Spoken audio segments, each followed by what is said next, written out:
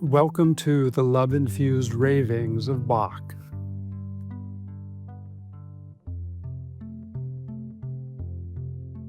The classroom is now.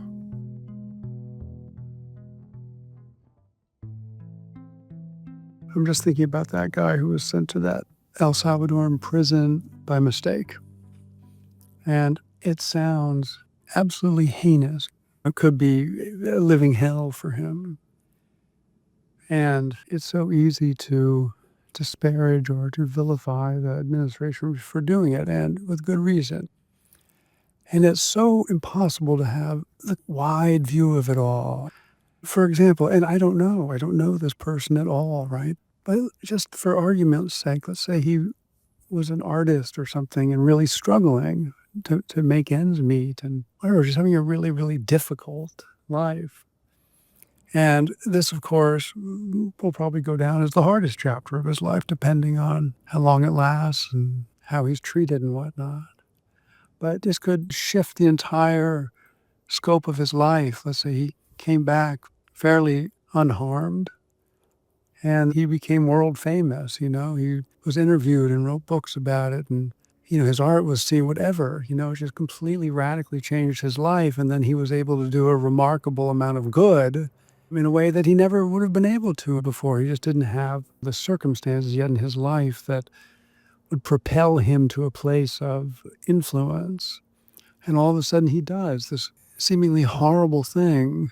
And I'm not saying it's good they did it. I'm saying it's hard to step back and again, to understand this is what is. So to be at war with it is painful. And so it comes in two sort of waves of understanding there, that to have an opinion about it, or whatever that emotional reaction is, that this is an injustice and is wrong. And at one level, of course, we can talk about it that way. But we just don't know. We know it's an injustice, but we don't know the bigger consequences of it. And it is what is happening. So if we tell ourselves it shouldn't be happening or it shouldn't have happened, that flies in the face of reality. It creates instant war within us about what happened and what we think should have happened. And of course, when you put it that way, when you think about it that way, that here's something that happened and we have a belief that it shouldn't have happened, how does that ever line up? How do we ever find peace with that? It's something that's already happened and we say it shouldn't have happened. And so those two will never come together. They'll never resolve. And the reality part will always be as it is. It only leaves us with one half of it to play with, one half of it to work with, and that's our belief. The only thing we can work with is the belief that life should be other than it is, some other way than it is. And that's actually the best news there is, the best news possible, that that's the half that we can work with. Because otherwise, we're trying to change everything outside of ourselves.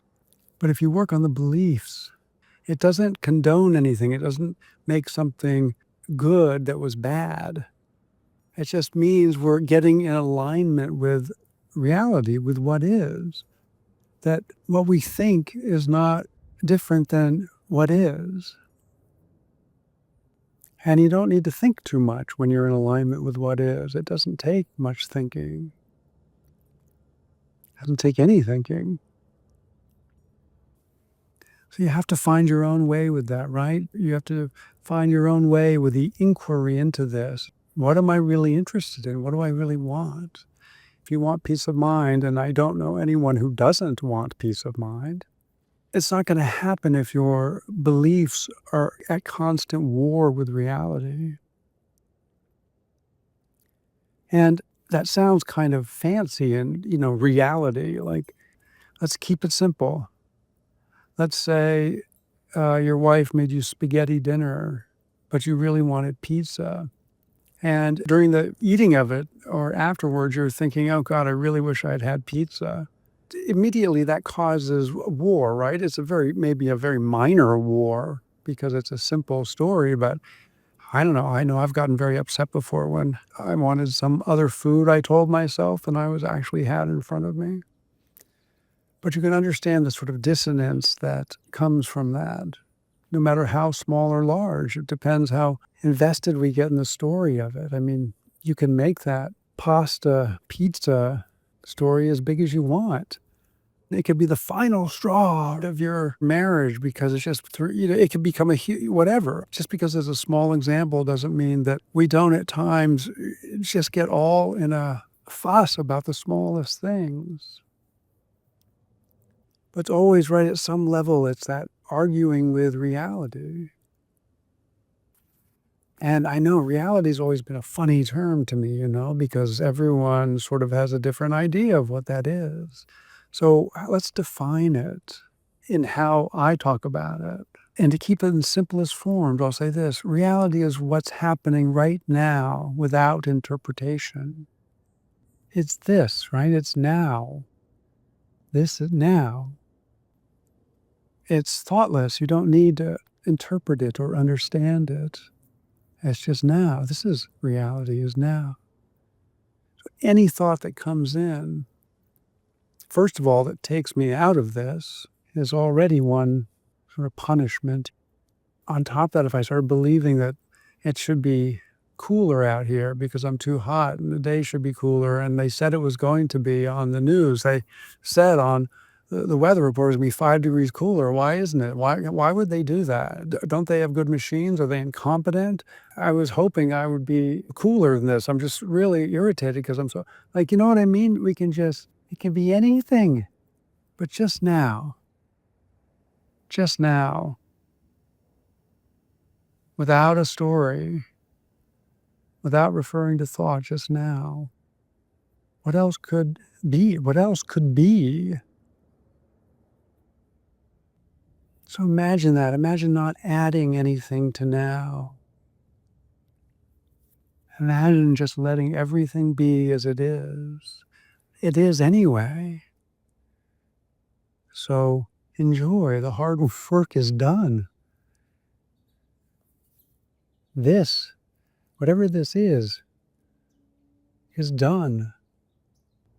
I know, just to find our way into recognizing this, that incredible feeling of relief with the recognition that if we don't have to do anything to change this moment, that if we tried, it would just diminish what this is. Any attempt to make this moment different radically reduces it, if you want to think about it in that way. I don't really do anything to it, but any ideas about this are paltry compared to it. Laughable. It's so funny. I used to get really frustrated with, particularly Zen or just, almost all the traditions. And I don't know many, but the ones I've followed, the books I've read, whatever, that because my personality is as it is, I just wanted people to tell me, what is it you're talking about? You keep talking around this thing, but what is it? And how much that makes me smile now, because I understand now. I understand now why they couldn't just tell me what it was. Because you can't. They're trying, right? We're all trying. You can't explain it. Where would we even start? And the mind doesn't have to then get involved in trying to figure it out. It's just the opposite of that. Letting go of trying to figure anything out. Figuring out is, again, so small. Whatever could be figured out about life is small in comparison to life itself, whatever this is. Just now. Just now, and notice what prevents you from being quiet, from being still. What prevents you from having a quiet mind?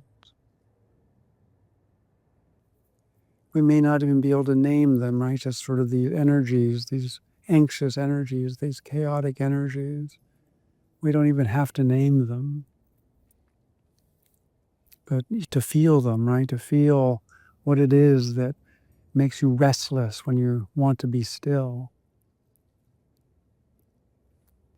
And we start to let them live. Essentially, we're finding out these restless energies in ourselves and we're giving them permission to live, allowing them to be felt and released. Again, however we want to imagine that happens. So it's necessary. It's necessary to feel those energies that we don't want to feel. If we can come at it with a curious mind, it helps. And that strong desire to be free, that's like the overriding, for me, the overriding desire. So it's worth it. It's not always pleasant. It's not always easy. It's never pleasant. It's never easy to revisit those energies. At first, it's hard to trust that we'll come through because we don't have much experience with that. We don't have much experience with actually dealing with things to resolve them, because that can be a very committed word. I'm going to see this through to the end. And in my experience, and I think in the people I've talked to, and however this actually works, we can just kind of have an image of it as layers or something, for lack of a better term, that we may work through some kind of challenge and think that it's resolved forever, and then it may resurface again at any time. Or it may not. It may be resolved. Again, we don't have to name them. We don't have to know them because we can't. We don't know what they are. They're bigger than our imagination is about them. But we can let them be. We don't have to understand them to free them. Or the understanding can be the allowance, right? The feeling of it as it leaves you, in whatever form that is. You feel it. But you don't have to understand it. It certainly doesn't have to make sense. We like to talk about it. We like to name it. We like to believe there was a kind of plan or something, that this was a certain thing that looked like this and we let it go. And now this, and that might be true in some respects. Part of the process is that too, trying to understand it, even though it's never totally possible. As part of the human machine, it seems like, to be able to make things digestible, if we can pretend that we understand it. And there's levels of understanding, of course, but I mean, really understand it. I mean, it doesn't take much to get yourself there, to seeing that's not possible, right?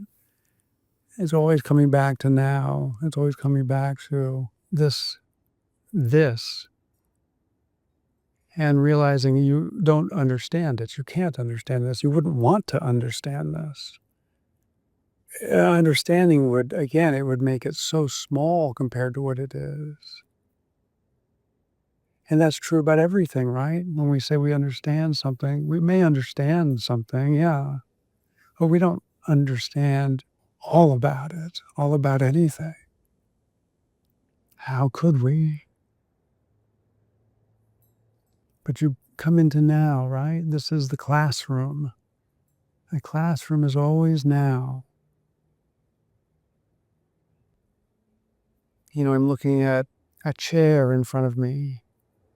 There's so many things I know about it, the name of it, essentially what it's made out of, its shape, its function, maybe where we got it, where that company is based, driving there, like in my car. I mean, there's so many things are connected just to this chair that I understand at some level, right? But even quickly, I mean, even if you want to get into the biology of it, I don't understand that chair at that level. I don't understand the biological nature of that wood or the chemical nature of the metal. I don't even understand how it was put together, very well. I mean, completely. I don't know where they sourced the material. I don't know the men who work there. I don't know if this chair and table set are considered good or bad or, you know what I mean? Like there's so much life or in and around just that chair.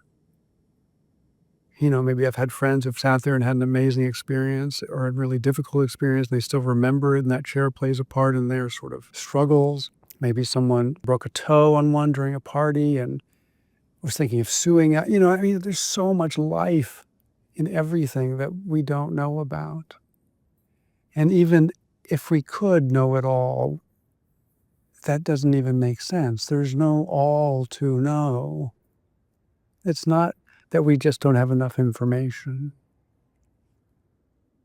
because now isn't knowable like that. It's not knowable as a grouping of information. Now is timeless. Now is ever present. It's not a series of nows, it's just now. Timeless. Find that sense in you that's ageless. We all know it. If you ask it the question correctly to people or put it in a way that works, they all seem to recognize that ageless quality in themselves, that quality in themselves that feels right now exactly as they ever have. How could we ever understand that? I mean, it's kind of wild that now doesn't make sense to the rational mind. And again, it's sort of obvious when you sink into it. That's what makes it so alive and makes it so wild, but not in a unpredictable way, just in a live way. I love that Jean Klein said, "Death is the opposite of birth, but there is no opposite to life." What an incredibly beautiful line. And you read that in someone, however many years ago, I think I discovered him 30 years ago. And you read that line in someone and you're like, wow, like if you can feel that the author was writing that from a place of direct experience. And certainly that's what it felt like with Jean Klein. The thought is like, wow, who is this person? How do they know this? Why would they say that? What does that mean? It's such a beautifully challenging bit of poetry.